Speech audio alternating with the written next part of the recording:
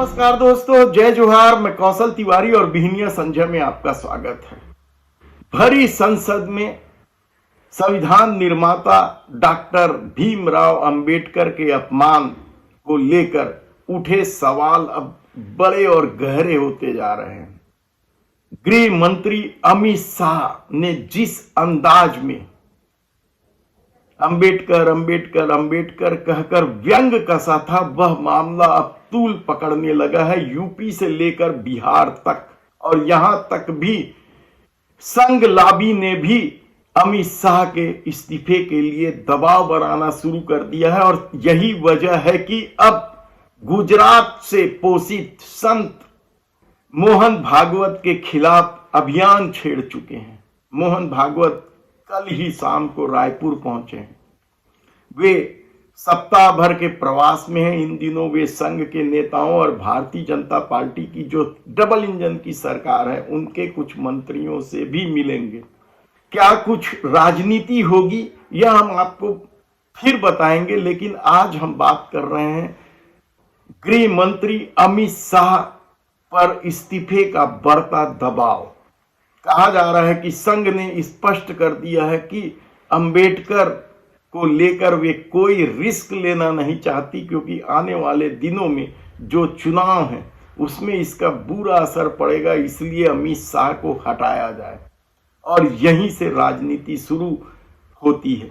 बिहार में इसे लेकर पशुपति पारस से लेकर चिराग पासवान और अब कहा जा रहा है कि भीतर खाने में नीतीश कुमार ने भी विरोध के स्वर तेज करने शुरू कर दिए हैं या नाखुशी जाहिर कर भारतीय जनता पार्टी से किनारे लगने की कोशिश में लगे। हालांकि नीतीश कुमार बार बार कहते रहे हैं कि वे भारतीय जनता पार्टी नहीं छोड़ने वाले हैं, लेकिन जिस तरीके से भारतीय जनता पार्टी के नेता नार के खिलाफ विश्वमन में लगे हैं, वह भी संकेत दे रहा है कि अमित शाह ने जो बाबा साहेब का अपमान किया है वह मामला बिहार में भी तूल पकड़ने लगा है। लेकिन इससे भी बड़ी बात हो गई है उत्तर प्रदेश में।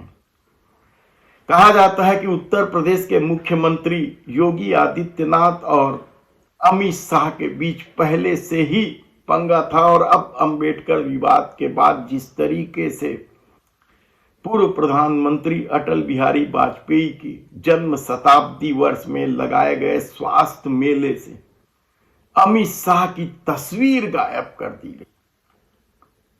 स्वास्थ्य मेलों में सैकड़ों के तादाद में पोस्टर और कटआउट लगे हैं, जिसमें नरेंद्र मोदी की तस्वीर है, जेपी नड्डा की तस्वीर है, योगी आदित्यनाथ हैं, प्रदेश के दोनों उप मुख्यमंत्री हैं, रक्षा मंत्री राजनाथ सिंह के भी पोस्टर और फोटो लगे हैं, तो राजनाथ सिंह के बेटे के भी पोस्टर और फोटो लगे हैं। भारतीय जनता पार्टी के तमाम नेताओं के इस स्वास्थ्य मेले के भीतर और बाहर तस्वीरें लगी हैं, लेकिन इन तस्वीरों में कहीं भी जो गोल टिकली होता है उस साइज में भी अमित शाह दिखाई नहीं दे रहे हैं।